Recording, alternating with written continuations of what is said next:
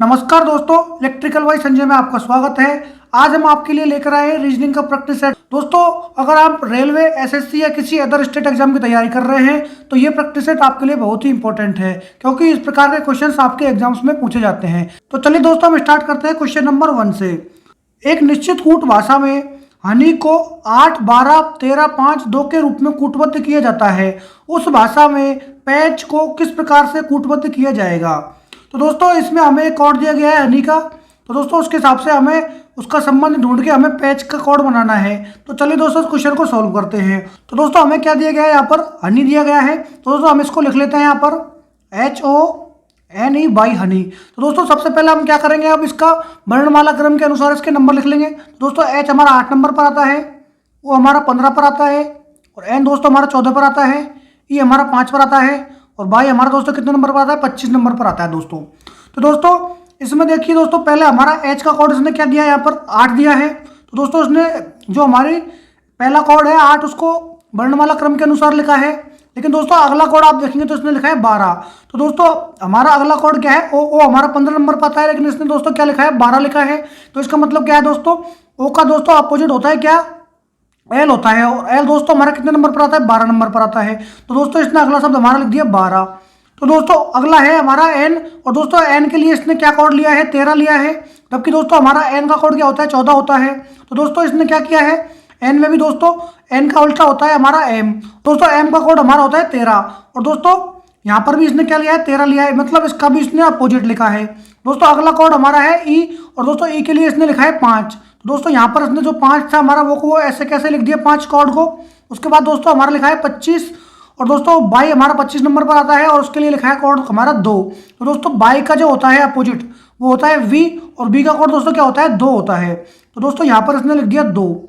अब दोस्तों, बात है हमारी समझने वाली कि इसने दोस्तों सेम संख्या किसको लिखा है और अपोजिट कौन कौन से लिखे हैं। तो दोस्तों, अगर आप देखेंगे यहाँ पर जो हमारी सिंगल डिजिट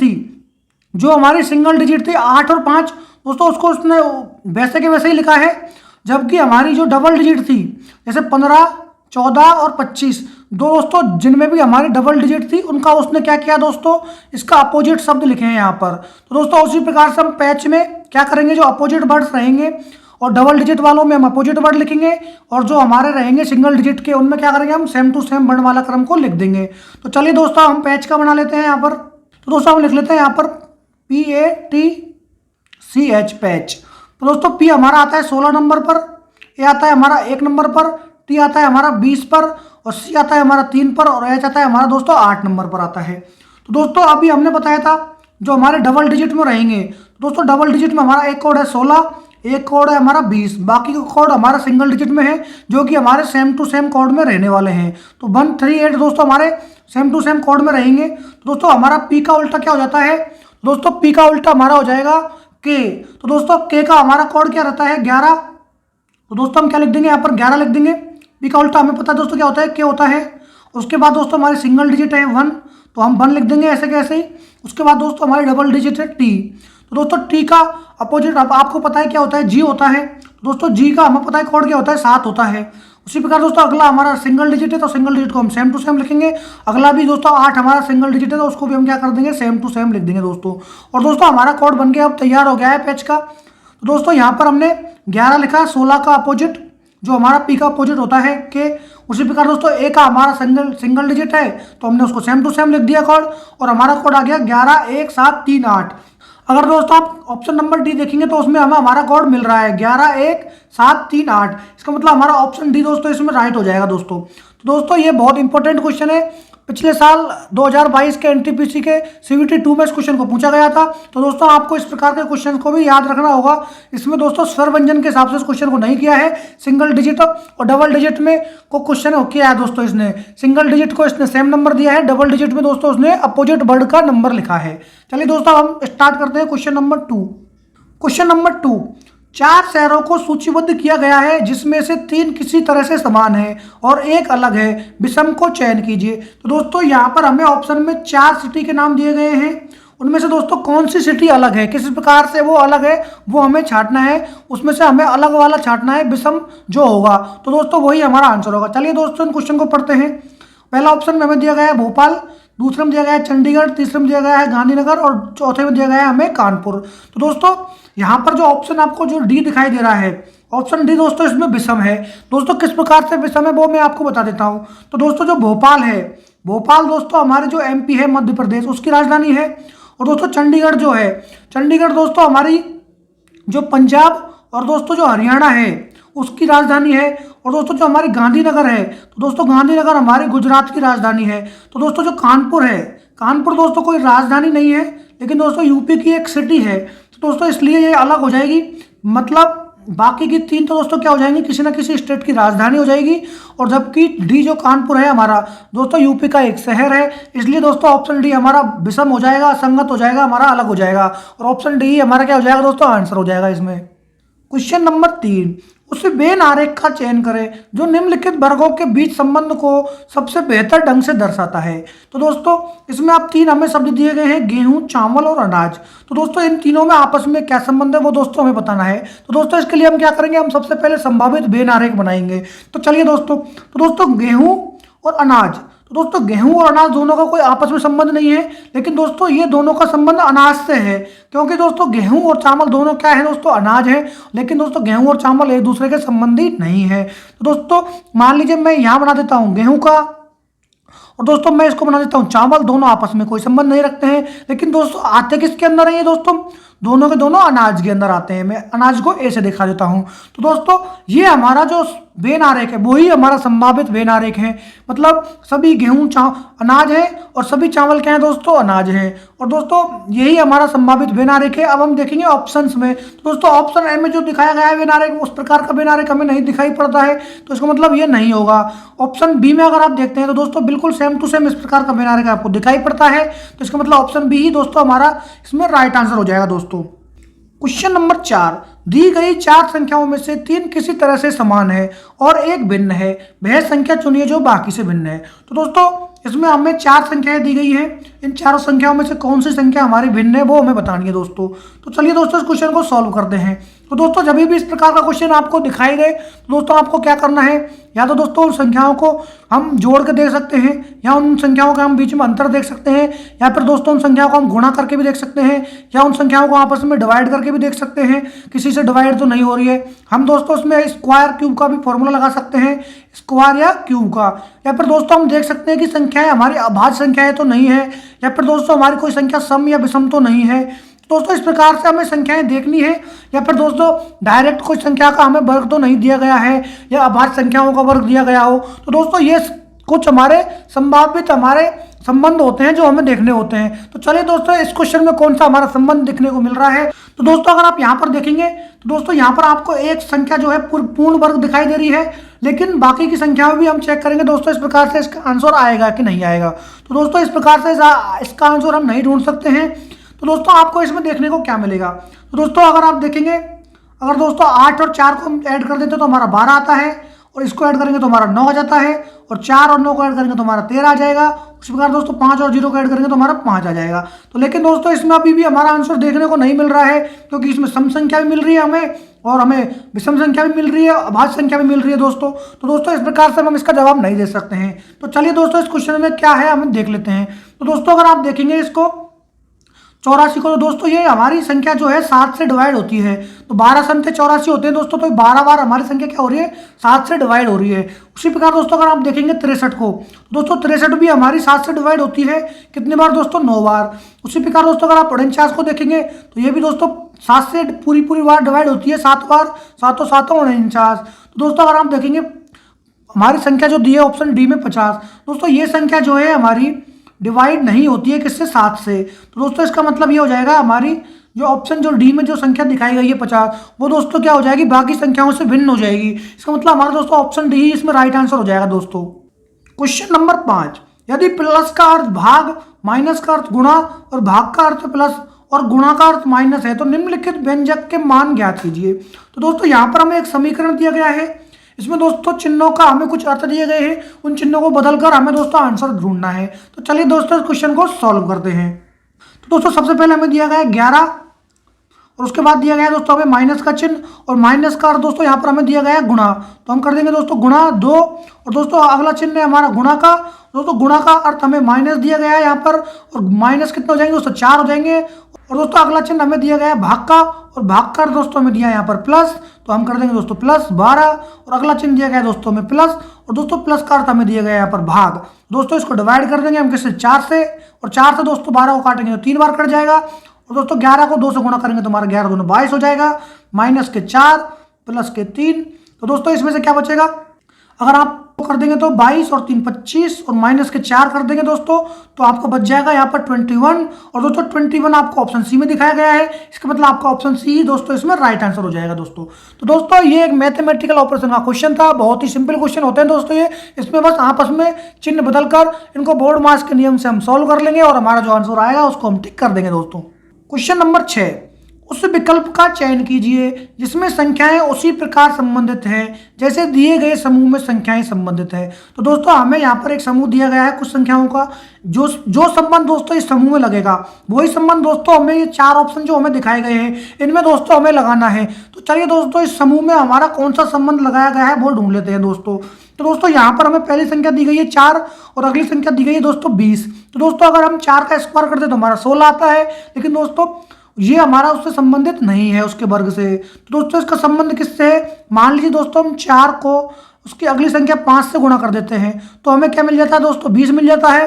उसी प्रकार से दोस्तों हमें 20 मिल गया अभी, और दोस्तों उसको 4 को अगर हम 6 से गुणा करेंगे तो 24 मिलेगा, लेकिन दोस्तों मान लीजिए इसको 7 से गुणा कर देते हैं हम तो हमें दोस्तों क्या मिल जाएगा, हमें 28 मिल जाएगा। तो दोस्तों हमारी अगली संख्या हमें मिल जाती है। तो दोस्तों इसमें हमारा संबंध मिल गया है कि जो हमारी पहली संख्या है उसको दोस्तों पहले हम 5 से गुणा करेंगे तो हमारा दूसरा डिजिट मिल जाएगा, और उसको हम 7 से गुणा करेंगे तो हमारी दोस्तों तीसरी डिजिट हमें मिल जाएगी। तो दोस्तों अब यही फॉर्मूला हम हमारे ऑप्शंस में लगाते हैं। तो चलिए दोस्तों हम पहले ऑप्शन को देख लेते हैं। तो दोस्तों पहले ऑप्शन में हमें 8 दिया गया है, तो दोस्तों अगर 8 को हम 5 से गुणा करते हैं तो 8 पंजे दोस्तों क्या आता है, हमारा 40 आता है। लेकिन दोस्तों हमें अगली संख्या हमें क्या दी गई है, 32 दी गई है। तो दोस्तों ये हमारा ऑप्शन है इसमें सही नहीं होगा, हमारे रूल को फॉलो नहीं कर रहा है। तो इसी प्रकार दोस्तों हम देखते हैं अगली संख्या। ऑप्शन बी में दोस्तों हमें पहली संख्या दी गई है 6, और दोस्तों अगर 6 को हम 5 से गुणा करते हैं तो हमें आता है 30 गुणा करने पर। लेकिन दोस्तों अगली संख्या हमें 30 दी गई है, तो दोस्तों ये भी हमारे संबंध को फॉलो नहीं करती है।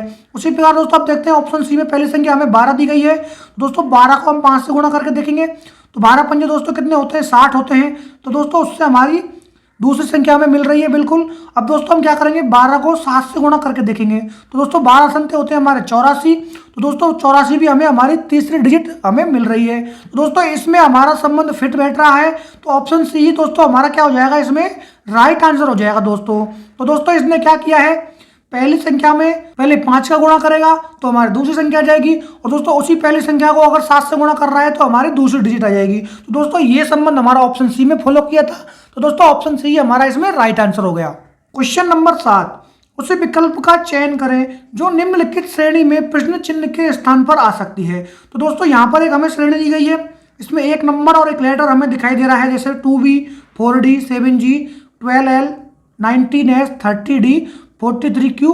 और दोस्तों यहाँ पर हमें क्वेश्चन मार्क जो दिया गया है वो दोस्तों हमें ढूंढना है। तो दोस्तों इसमें क्या संबंध लग रहा है दोस्तों, चलिए इसको सॉल्व कर लेते हैं। तो दोस्तों अगर आप यहाँ पर देखेंगे तो दोस्तों हमें यहाँ पर पहली संख्या 2 दी गई है, और उसका दूसरा लेटर हमें दोस्तों बी दिया गया है। तो दोस्तों बी का ही हमारा वर्णमाला क्रम में दोस्तों 2 नंबर पर आता है। उसी प्रकार दोस्तों डी जो है हमारा वर्णमाला क्रम में कितने पर आता है दोस्तों, 4 नंबर पर आता है। उसी प्रकार दोस्तों जी हमारा 7 पर आता है। उसी प्रकार दोस्तों एल हमारा 12 पर आता है। उसी प्रकार दोस्तों एस हमारा 19 पर आता है।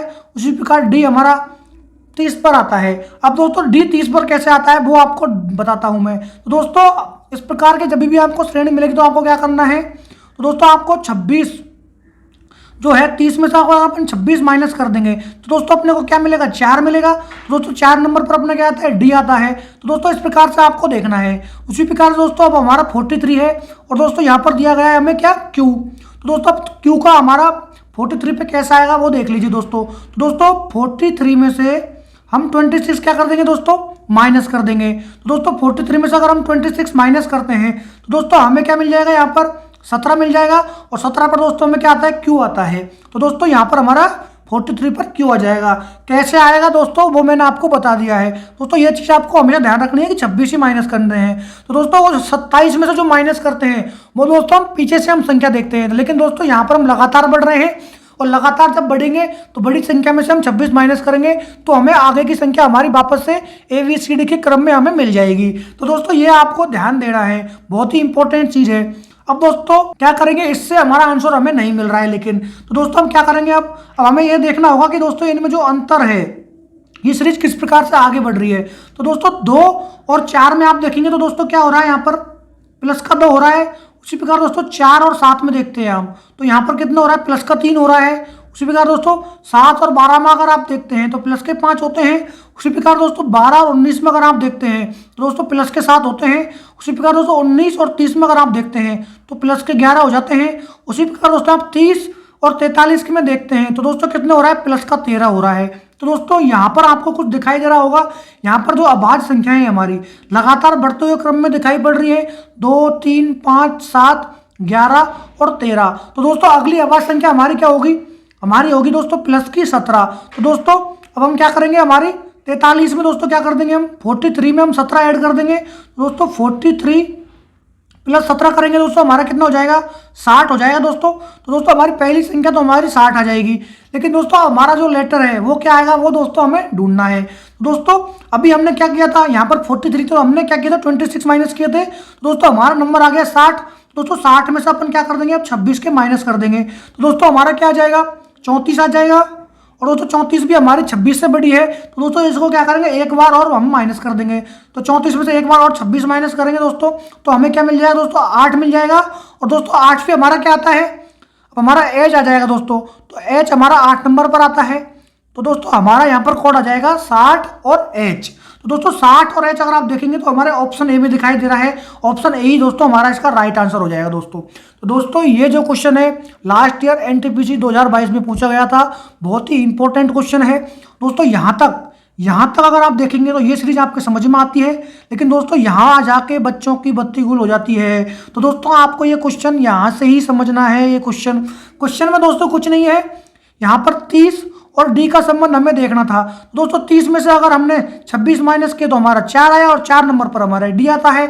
उसी प्रकार दोस्तों हमें 43 में से देखना था, तो दोस्तों 43 में से हमने 26 माइनस किए तो दोस्तों हमारा क्या आया, 17 आया।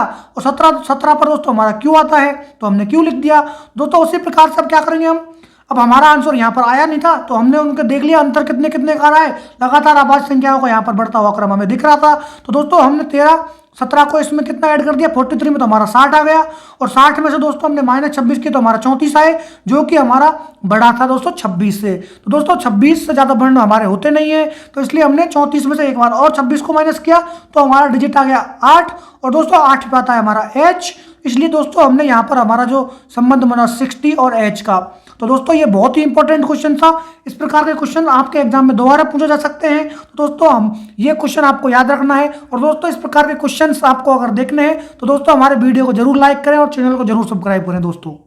क्वेश्चन नंबर 8 दोस्तों, यहाँ पर आपको एक कथन निष्कर्ष का क्वेश्चन दिया गया है। तो दोस्तों जो भी कथन यहाँ पर हमें दिया जाता है उसको ही हम 100% सत्य मानेंगे दोस्तों। तो चलिए दोस्तों पहला कथन हमें क्या दिया गया, देखिए दोस्तों, सभी छात्र दोस्तों क्या हैं, शिक्षक हैं। तो दोस्तों मान लीजिए हम बना लेते हैं, यहाँ पर छात्र बना लेते हैं दोस्तों। तो सभी छात्र दोस्तों क्या हो जाएंगे, हमारे शिक्षक हो जाएंगे दोस्तों। मान लीजिए दोस्तों पहला कथन हमें दिया गया है दोस्तों, सभी छात्र क्या हैं दोस्तों, शिक्षक हैं।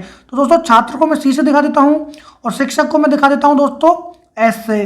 और दोस्तों उसके बाद में क्या लिखा गया है, सभी शिक्षक क्या है, मनुष्य हैं। तो दोस्तों हमारे सभी शिक्षक मनुष्य, तो उसको मैं एम से दिखा देता हूँ मनुष्य को। दोस्तों आप देखते हैं हम निष्कर्ष हमें क्या दिए गए हैं। दोस्तों कथन के हिसाब से हमें निष्कर्ष अब ढूंढने हैं। तो दोस्तों पहला निष्कर्ष हमें क्या दिया गया है, सभी शिक्षक छात्र हैं। तो दोस्तों सभी छात्र शिक्षक हो सकते हैं, लेकिन दोस्तों सभी शिक्षक हमारे क्या है, छात्र नहीं होंगे दोस्तों। इसका मतलब हमारा निष्कर्ष एक क्या हो जाएगा दोस्तों, इसमें गलत हो जाएगा। उसके बाद दोस्तों हम देखेंगे निष्कर्ष 2 को, सभी मनुष्य छात्र हैं, लेकिन दोस्तों सभी छात्र मनुष्य हैं, लेकिन दोस्तों सभी मनुष्य जो हैं छात्र नहीं हो सकते। इसका मतलब हमारा ऑप्शन जो 2 है निष्कर्ष का, वो भी दोस्तों गलत हो जाएगा। तो दोस्तों इसमें ऑप्शन जो सी दिया गया है, नहीं तो निष्कर्ष 1 और नहीं निष्कर्ष 2 पालन करता है। तो दोस्तों ऑप्शन सी ही इसमें हमारा क्या हो जाएगा, राइट आंसर हो जाएगा दोस्तों। क्वेश्चन नंबर 9 तो दोस्तों यहाँ पर हमें एक समीकरण दिया गया है और उसमें कुछ हमें सिंबल दिखाए गए हैं और दोस्तों उन सिंबलों का अर्थ यहाँ पर हमें ऊपर बताया गया है कि उसका अर्थ क्या होगा। तो दोस्तों इस समीकरण को हम सॉल्व करते हैं। तो दोस्तों सबसे पहले हमें यहाँ पर एंड दिखाया गया है और दोस्तों इस एंड का अर्थ यहाँ पर क्या लिखाया गया है, ए बी से छोटा है। तो इसका मतलब क्या हो जाएगा दोस्तों, यहाँ पर पी क्या है, क्यू से छोटा हो जाएगा। तो दोस्तों पी क्यू से क्या हो जाएगा, छोटा है। तो दोस्तों पी लेस देन क्यू। और दोस्तों अगला हमें क्या दिया गया है, एट द रेट। दोस्तों एट द रेट का अर्थ हमें दिया गया है ए बी के बराबर। तो दोस्तों क्यू बराबर हो जाएगा किसके, बाई के। दोस्तों उसी प्रकार से दोबारा एंड दिया गया है, इसका मतलब बाई जेड से क्या हो जाएगा, छोटा हो जाएगा। उसी प्रकार दोस्तों दोबारा एंड दिया गया है, इसका मतलब जेड टी से छोटा हो जाएगा। तो दोस्तों यहाँ पर हमने समीकरण को बना लिया है। अब दोस्तों इसने क्या पूछा है, तो दोस्तों इसके आधार पर हमें बताना है इनमें से सबसे बड़ा कौन है। तो दोस्तों यहाँ पर आप देखेंगे P जो है Q से छोटा है और Q और बाई बराबर हैं और बाई Z से छोटा है और Z T से छोटा है। इसका मतलब क्या हो जाएगा दोस्तों, T यहाँ पर सबसे बड़ा हो जाएगा। तो दोस्तों T हमारा ऑप्शन बी में दिखाया गया है। तो दोस्तों हमारा ऑप्शन बी ही इसमें क्या हो जाएगा दोस्तों, राइट आंसर हो जाएगा। दोस्तों क्वेश्चन नंबर 10। दोस्तों ये हमारा एक सिटिंग अरेंजमेंट का क्वेश्चन है। तो दोस्तों इस क्वेश्चन को चलिए सॉल्व करते हैं। 24 विद्यार्थी एक पंक्ति में बैठे हैं, एफ दाएं छोर से 17वां है। तो मान लीजिए दोस्तों कोई एफ है जो दाएं छोर से कितना है, एफ दाएं छोर से दोस्तों कितना है, 17वां है और आर बाएं छोर से 19वां है। और दोस्तों आर मान लीजिए कि बाएं छोर से आर जो क्या है 19वां है।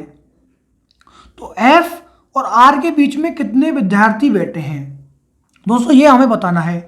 तो दोस्तों टोटल हमारे विद्यार्थी हैं 24। तो दोस्तों या तो हम क्या करेंगे, आर का दाएं से निकाल लेंगे या एफ का हम बाएं से स्थान निकाल लेंगे। तो दोस्तों चलिए मान लीजिए हम एफ का अगर हम बाएं से स्थान निकाल लेते हैं तो दोस्तों क्या करना पड़ेगा हमें, टोटल हमारे कितने 24 और 24 में से अगर दोस्तों माइनस कर देंगे 17 और दोस्तों एक हमें प्लस करना पड़ेगा इसमें। तो दोस्तों इसको सॉल्व करेंगे तो हमारा क्या आ जाएगा, 8 आ जाएगा। इसका मतलब हमारा दोस्तों जो एफ है, एफ का बाएं से, एफ का दोस्तों बाएं से जो स्थान हो जाएगा हमारा वो हो जाएगा कौन सा, 8। तो दोस्तों इसका 8वां हो जाएगा।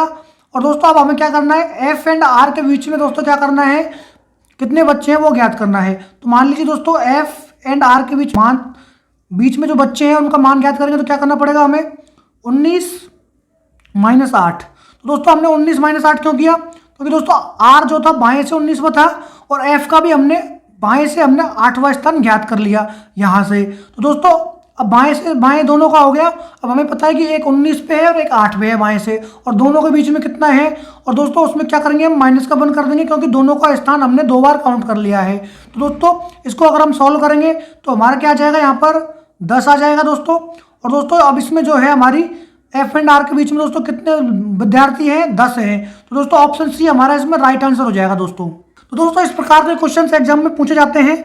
एक सिंपल क्वेश्चन भी पूछा जाता है कि एक बाएं ओर से कितना 7 पेपर है, एक दाएं ओर से 8 पेपर है। तो दोस्तों उसमें कुल विद्यार्थियों की संख्या ज्ञात करते हैं। एक तो दोस्तों वो क्वेश्चन हो जाता है बहुत सिंपल, दोनों को ऐड करके एक माइनस कर देते हैं। और दोस्तों एक क्वेश्चन होता है कि एक टोटल विद्यार्थी दे देते हैं और एक का हमें बाएं से दे देगा और एक का हमें दाएं से दे देगा। तो दोस्तों उसमें कुछ भी नहीं करना है, या तो हमें दोनों का स्थान बाएं से देख लेना है या फिर हमें दोनों का स्थान दाएं से देख लेना है। और दोस्तों दोनों स्थानों में से हमें क्या करना है, माइनस का बंद कर देना है उनके अंतर में से। तो दोस्तों हमारा उनके बीच में बैठने वाले विद्यार्थियों की संख्या का मान आ जाएगा। और दोस्तों जिस प्रकार से हमने यह क्वेश्चन सॉल्व किया है उस प्रकार से दोस्तों आप सभी क्वेश्चन को सॉल्व कर सकते हैं। क्वेश्चन नंबर 11, यदि निम्नलिखित शब्दों को अंग्रेजी शब्दकोश में उनके क्रम के अनुसार व्यवस्थित किया जाए तो इनमें से कौन सा शब्द मध्य में आएगा। तो दोस्तों सबसे पहले हमें क्या करना है, इसको अंग्रेजी शब्दकोश के अनुसार जमाना है। तो चलिए दोस्तों इस क्वेश्चन को सॉल्व करते हैं। तो दोस्तों अगर आप यहाँ पर देखेंगे तो सभी जो 5 हमें शब्द दिए गए हैं सभी हमारे डी से स्टार्ट हो रहे हैं दोस्तों। लेकिन दोस्तों अगर आप यहाँ पर देखेंगे तो पहले और तीसरे में अगर आप देखते हैं दोस्तों तो यहाँ पर हमारा शब्द ए आ रहा है, जबकि बाकी के में दोस्तों क्या आ रहा है, ई आ रहा है। दोस्तों ई हमारा शब्दकोश में बाद में आता है, मतलब हम पहले और तीसरे में दोस्तों सबसे पहले संबंध देखेंगे। तो दोस्तों इसमें अगर हम तीसरा शब्द देखते हैं तो इसमें एन आता है और दोस्तों इसमें क्या आता है, आर आ रहा है। तो दोस्तों एन हमारा वर्णमाला क्रम में पहले आता है, इसका मतलब है पहला शब्द हमारा यहाँ पर पहले नंबर पर आ जाएगा और तीसरा दोस्तों हमारा क्या आ जाएगा, दूसरे नंबर पर आ जाएगा। उसी प्रकार दोस्तों अगर आप देखेंगे यहाँ पर तो दोस्तों यहाँ पर जो है हमारा पहले ए इसमें आ रहा है, इसमें जी आ रहा है, इसमें ई आ रहा, बी आ रहा है दोस्तों। तो दोस्तों वर्णमाला क्रम में हमारा पहला आता है ए, इसका मतलब चौथा हमारा कहाँ जाएगा, तीसरे नंबर पर। और दोस्तों अगर आप यहाँ पर देखेंगे तो दोस्तों जी पहले आ रहा है यहाँ पर और यहाँ पर आ रहा है बी। तो दोस्तों जी हमारा पहले आता है, इसका मतलब दूसरा हमारा चौथे नंबर पर आ जाएगा और पांचवा हमारा पांचवें नंबर पर ही रहेगा। तो दोस्तों इसने तो क्वेश्चन में क्या पूछा है, इनमें से कौन सा शब्द मध्य में आएगा। तो दोस्तों 4 नंबर पर जो हमारा शब्द दिया गया है डियर, वो दोस्तों हमारा मध्य में दिखाई दे रहा है अगर आप देखेंगे तो दोस्तों यहाँ पर हमारा डियर हमें ऑप्शन सी में दिखाई देता है। ऑप्शन सी हमारा यहाँ पर राइट आंसर हो जाएगा दोस्तों। क्वेश्चन नंबर 12, यदि आज मंगलवार है तो आज से 64वां दिन कौन सा दिन होगा। तो दोस्तों मान लीजिए आज मंगलवार है तो आज से 64वां दिन कौन सा होगा। तो दोस्तों इसमें क्या करेंगे, हम 64 में दोस्तों 7 से डिवाइड कर देंगे इसको। तो दोस्तों 64 को अगर हम 7 से डिवाइड करेंगे तो दोस्तों 7 नाम कितने होते हैं हमारे, 63 होते हैं। दोस्तों 9 बार कट जाएगा और हमारा शेष कितना बचेगा दोस्तों, 1 बचेगा दोस्तों। तो दोस्तों अगर हमारा 1 शेष बच जाएगा तो हम क्या करेंगे, जो हमारा मंगलवार दिया गया है तो दोस्तों मंगलवार में क्या कर देंगे दोस्तों, प्लस का 1 कर देंगे। और दोस्तों मंगल में अगर हम +1 कर देंगे तो हमारा क्या आ जाएगा दोस्तों, बुधवार आ जाएगा। और दोस्तों बुधवार ही हमारा इसका राइट आंसर होगा और बुधवार ऑप्शन बी में दिखाया गया है और ऑप्शन बी हमारा दोस्तों इसमें राइट आंसर हो जाएगा दोस्तों। तो दोस्तों ये कैलेंडर का क्वेश्चन है दोस्तों। जब भी आपको अगर बोल दे कि आज मंगलवार है और 64 दिन बाद आज से कौन सा बार होगा, तो दोस्तों उसमें 7 से डिवाइड कर देंगे और जितने भी हमारे शेष बचेगा दोस्तों, तो दोस्तों शेष को हम उस बार में ऐड कर देंगे और वही हमारा दोस्तों आंसर हो जाएगा दोस्तों। क्वेश्चन नंबर 13, उससे या उन या पास से या पासों का चयन करें जिसे जिन्हें दिए गए पत्रक को उस पर बनी रेखाओं पर मोड़कर बनाया जा सकता है। तो दोस्तों यहाँ पर हमें एक पासा दिखाया गया है। तो दोस्तों ये जो पासा है हमारा खुला पासा है और दोस्तों उसे मोड़कर दोस्तों हमारे यहाँ पर 4 ऑप्शन दिए गए हैं, इनसे मोड़कर दोस्तों एक बंद पासा बनाया गया है। तो दोस्तों यहाँ पर हमें बताना है कि 4 जो ऑप्शन है कौन कौन से पासे इससे मोड़कर बनाए जा सकते हैं। तो चलिए दोस्तों हम ये चेक करते हैं। तो दोस्तों इस प्रकार के क्वेश्चन जब भी हम सॉल्व करते हैं तो हमें किस प्रकार से सॉल्व करते हैं। तो दोस्तों जो हमारा ये खुला पासा दिया गया है इसमें देखेंगे दोस्तों विपरीत सतह कौन कौन सी होती है। तो दोस्तों यहाँ पर जो हमारा ये डॉलर का चिन्ह दिया गया है वो दोस्तों जो @ हमें जो दिया गया है यहाँ पर उसका अपोजिट होगा दोस्तों, ये आपको ध्यान रखना है। उसी प्रकार से दोस्तों यहाँ पर दोस्तों ये जो दिया गया है हमारा 0, तो दोस्तों यहाँ पर जो ये हमें सिंबल दिया गया है वो इसका अपोजिट होगा दोस्तों, ये आपको याद रखना है। मैं दोस्तों अलग अलग कोड में बना रहा हूँ जिससे आसानी रहेगी। उसी प्रकार दोस्तों यहाँ पर जो परसेंटेज दिया गया है वो हमारा हैज का जो चिन्ह दोस्तों इसका अपोजिट रहेगा। तो दोस्तों अब हम चेक करते हैं कि हमें यहाँ पर जो बंद पासा है इसमें दोस्तों ये जो सतह हैं हमारी समान सतह वो दोस्तों हमें दिखाई नहीं देनी चाहिए। तो दोस्तों चलिए पहले पासे में हम चेक करते हैं। तो दोस्तों यहाँ पर हमें दिखाया गया है हैज, तो दोस्तों यहाँ पर हमें हैज ग्रीन कलर में दिखाया गया है। तो दोस्तों हमें परसेंटेज नहीं दिखाई देना चाहिए, नहीं दिखाई दे रहा है, इसका मतलब ये हमारा सही है। उसी प्रकार से दोस्तों हम देखेंगे यहाँ पर हमें दिखाया गया है दोस्तों ये वाला चिन्ह और दोस्तों इस चिन्ह के विपरीत में क्या आता है हमारा 0, वो भी हमें नहीं दिखाया गया है। और दोस्तों उसी प्रकार से हम देखेंगे यहाँ पर जो है हमारा डॉलर, तो दोस्तों डॉलर के विपरीत में कौन सा चिन्ह है हमारा @ का है, इसका मतलब ये भी हमें यहाँ पर नहीं दिखाई पड़ रहा है। तो दोस्तों ये वाला पासा हमारा इसमें बनाया जा सकता है इसको फोल्ड करने के बाद में। और दोस्तों देखते हैं अब ऑप्शन नंबर बी को। तो दोस्तों ऑप्शन बी में हमें क्या दिखाया गया है, तो दोस्तों ऑप्शन बी में हमें पहले दिखाया गया है @ तो दोस्तों @ अगर दिखाया गया है हमें तो दोस्तों हमें क्या नहीं दिखना चाहिए, यहाँ पर डॉलर का चिन्ह नहीं दिखना चाहिए। तो दोस्तों डॉलर का चिन्ह हमें यहाँ पर नहीं दिख रहा है। तो दोस्तों अब हम अगला चेक करते हैं। तो दोस्तों अगला हमें यहाँ पर दिखाया गया है ये वाला चिन्ह और दोस्तों इस वाला चिन्ह के विपरीत में हमें 0 नहीं दिखाई देना चाहिए, तो वो भी नहीं दिख रहा है, तो वो भी सही है दोस्तों, हमारे यहाँ पर फॉलो कर रहा है। दोस्तों उसी प्रकार से अगला चिन्ह हमें दिखाया गया है परसेंटेज का और दोस्तों उसके विपरीत में हमें हैज का नहीं दिखाई देना चाहिए, तो दोस्तों वो भी हमें दिखाई नहीं दे रहा है। इसका मतलब दोस्तों ये पासा भी यहाँ पर फोल्ड करके बना सकते हैं। सबसे पहले हम देखेंगे दोस्तों यहाँ पर हैज दिखाया गया है हमें और दोस्तों हैज के विपरीत सतह हमारी परसेंटेज है, तो दोस्तों यहाँ पर परसेंटेज भी हमें दिखाई दे रही है। इसका मतलब दोस्तों ये वाला पासा जो है हमारा नहीं बनेगा फोल्ड करने के बाद में, क्योंकि इसकी दोनों सतह हमें दिखाई दे रही है, लेकिन हमें दोस्तों विपरीत सतह हमें एक ही पासे की सतह पर दिखाई नहीं देनी चाहिए। तो दोस्तों ऑप्शन सी हमारा इसमें क्या हो जाएगा, नहीं बनेगा। तो दोस्तों हम चेक करेंगे ऑप्शन नंबर डी। दोस्तों ऑप्शन डी में हमें यहाँ पर क्या दिखाया गया है परसेंटेज और दोस्तों इसमें भी हमें हैज दिखाया गया है, तो इसका मतलब दोस्तों यहाँ पर भी हमारी ऑप्शन डी वाली भी नहीं बनेगी। दोस्तों इसका मतलब है हमारा ऑप्शन सी और डी जो है बंद पासे नहीं बनेंगे, ऑप्शन ए और ऑप्शन बी ही दोस्तों इसमें बनेंगे। तो दोस्तों इसमें ऑप्शन अगर आप सी में देखेंगे केवल ए और बी, इसका मतलब है ऑप्शन सी हमारा इसमें राइट आंसर हो जाएगा। केवल ए और बी खुले पासे को बंद करने पर बंद पासे बनेंगे दोस्तों। बहुत ही इंपॉर्टेंट क्वेश्चन है ये वाला क्वेश्चन, हमारे दिसंबर में जो आए द्वितीय एग्जाम उसमें पूछा गया था। क्वेश्चन नंबर 14, निम्नलिखित आकृति में कितने त्रिभुज मौजूद हैं। तो दोस्तों ये एक त्रिभुज वाला आकृति गिनने का एक हमारा क्वेश्चन है। तो दोस्तों मैंने आपको 3-4 शॉर्ट ट्रिक भी बता रखी है इस क्वेश्चन को सॉल्व करने की। तो दोस्तों पहले ट्रिक मैंने आपको बता रखी है इस प्रकार से। मान लीजिए दोस्तों आपको अगर इस प्रकार की कोई आकृति दी गई हो तो दोस्तों उसमें क्या करेंगे, आप नंबर लिख देंगे 1, 2 और 3, और दोस्तों नंबरों को क्या कर लेंगे, ऐड कर लेंगे। वही दोस्तों हमारे टोटल त्रिभुज हो जाते हैं। तो दोस्तों इसमें 3 और 2 5 और 1 6, तो दोस्तों इसमें टोटल त्रिभुजों की संख्या कितनी हो जाएगी, हमारी 6 हो जाएगी।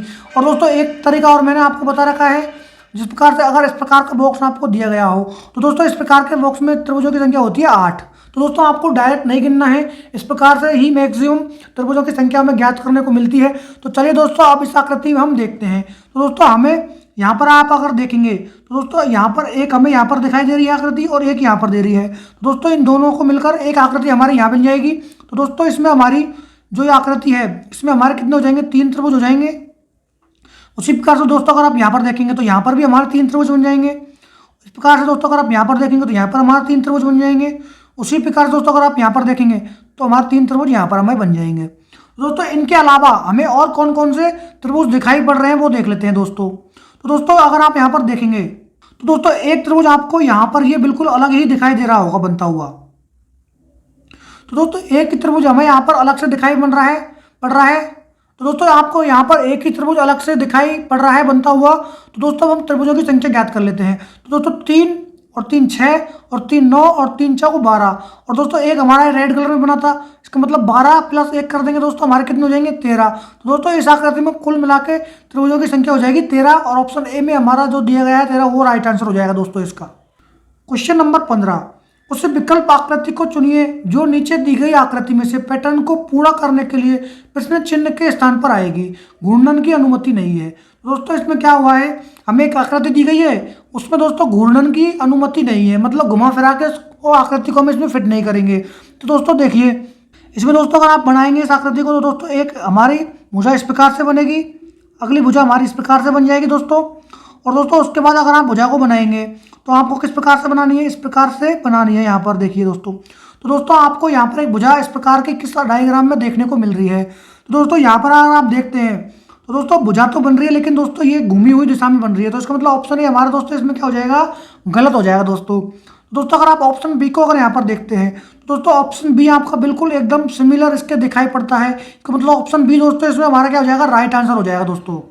दोस्तों ऑप्शन सी यहाँ पर देखेंगे तो घूर्णन है, इसमें भी दोस्तों क्या होगा, यहाँ पर से दोस्तों अगर आप देखेंगे ऑप्शन डी में दोस्तों ये भी हमारी घूमी हुई है, तो इसका मतलब ये भी हमारा नहीं होगा आंसर इसमें दोस्तों। क्वेश्चन नंबर 16, निम्नलिखित आकृतियों में किसी कागज के टुकड़े को मोड़ने के क्रम और मुड़े हुए कागज को काटने के तरीके को दर्शाया गया है, खोलने पर यह कागज कैसा दिखाई देगा। तो दोस्तों यहाँ पर एक कागज को पहले आधा मोड़ा हमने यहाँ से, उसके बाद में दोस्तों जो आधा कागज था उसको भी हमने यहाँ से मोड़ लिया, और दोस्तों उसमें हमने एक इस प्रकार की आकृति काट के बना दी। तो दोस्तों अब दोबारा जब हम खोलेंगे उसको तो दोस्तों किस प्रकार की आकृति हमें यहाँ पर दिखाई देगी। तो दोस्तों अगर आप इसको खोलेंगे तो दोस्तों यहाँ पर एक आकृति आपको बन जाएगी, और दोस्तों उसी प्रकार से एक आकृति आपको यहाँ पर बन जाएगी, और एक आकृति आपको यहाँ पर उसको बनाई देगी। तो दोस्तों आप देखेंगे कि इस प्रकार का डायग्राम आपको किस में दिखाई दे पड़ रहा है। तो दोस्तों अगर आप ऑप्शन ए में देखते हैं तो दोस्तों यहाँ पर त्रिभुज बनाई पड़ रहा है, लेकिन दोस्तों अपना वो क्या है, चतुर्भुज है। तो दोस्तों ऑप्शन ए हमारा यहाँ पर गलत हो जाएगा। अगर दोस्तों आप ऑप्शन बी को देखते हैं तो ऑप्शन बी दोस्तों एकदम सिमिलर इसके बनता हुआ दिखाई पड़ रहा है, और दोस्तों ऑप्शन सी में 2 ही दिखाई दे रहे हैं, लेकिन हमारे यहाँ पर 4 आकृति होनी चाहिए। और ऑप्शन डी में दोस्तों ये भी गलत है क्योंकि यहाँ पर ये एक एक्स्ट्रा दिखाई गई है। तो ऑप्शन बी ही दोस्तों इसमें हमारा क्या हो जाएगा, राइट आंसर हो जाएगा दोस्तों। क्वेश्चन नंबर 17, यदि एक दर्पण को रेखा ए बी पर रखा जाए तो दी गई विकल्प आकृतियों में से कौन सी आकृति प्रश्न आकृति का सही प्रतिबिंब होगी। तो दोस्तों ये एक हमारा प्रतिबिंब दर्पण प्रतिबिंब का क्वेश्चन है। तो दोस्तों यहाँ पर अगर आप देखेंगे तो दोस्तों ए और बी एक्स के सापेक्ष में आपको बताना है। तो दोस्तों यहाँ पर क्या हो जाएगा दोस्तों, जब भी आपको हॉरिजेंटल में प्रतिबिंब देखना होगा तो आपको दोस्तों जो जल प्रतिबिंब होता है हमारा, तो दोस्तों जल प्रतिबिंब के हिसाब से आप देखेंगे। और दोस्तों जब भी आपको आपकी एक्सेस ए और बी अगर ऊर्ध्वाधर होगी वर्टिकल, तो दोस्तों यहाँ पर अगर मान लीजिए एक्सेस होती है आपकी तो उसको आप किस प्रकार से देखेंगे, दर्पण प्रतिबिंब के हिसाब से देखेंगे। तो दोस्तों जब भी आप जल प्रतिबिंब के हिसाब से देखते हैं तो दोस्तों इसमें क्या होगा, जो आपका ऊपर का हिस्सा है वो कहाँ चला जाएगा दोस्तों, बॉटम में चला जाएगा, और बॉटम वाला हिस्सा दोस्तों कहाँ चला जाएगा, ऊपर चला जाएगा। तो चलिए दोस्तों इस क्वेश्चन को आप सॉल्व कर लेते हैं। तो दोस्तों सबसे पहले अगर आप देखेंगे तो ये वाली जो भुजा है यहाँ पर, तो दोस्तों ये वाली भुजा तो हमें चारों ऑप्शन में सेम दिखाई पड़ रही है। इसका मतलब दोस्तों इससे हमारा आंसर यहाँ पर नहीं दिख रहा है। और दोस्तों अगर आप देखेंगे यहाँ पर दोस्तों ये अगर त्रिभुज दिखाया गया है, ये त्रिभुज दोस्तों यहाँ पर जाके क्या हो जाएगा दोस्तों, उल्टा हो जाएगा इस प्रकार से।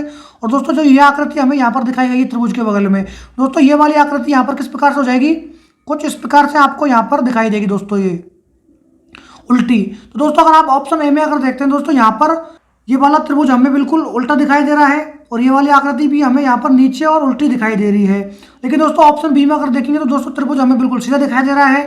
दोस्तों ऑप्शन बी हमारा गलत हो जाएगा। और ऑप्शन सी में भी दोस्तों त्रिभुज की जो आकृति है नीचे तो है, लेकिन दोस्तों सेम टू सेम दिखाई दे रही है, वो उल्टा होना चाहिए था, इसलिए हमारा ऑप्शन सी भी दोस्तों इसमें गलत हो जाएगा। और दोस्तों अगर आप ऑप्शन डी को देखेंगे दोस्तों, ये जो आकृति है उल्टी नहीं बनी है, उल्टी बिल्कुल सीधी बनी हुई है, इसका मतलब हमारा ऑप्शन डी भी दोस्तों इसमें गलत हो जाएगा।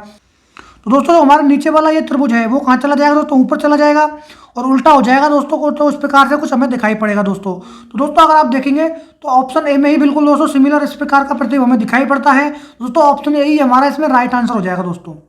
क्वेश्चन नंबर 18, अक्षरों के उस संयोजन का चयन कीजिए जिसे नीचे दी गई अक्षर श्रृंखला के रिक्त स्थानों में क्रमिक रूप से रखने पर श्रृंखला पूर्ण हो जाएगी।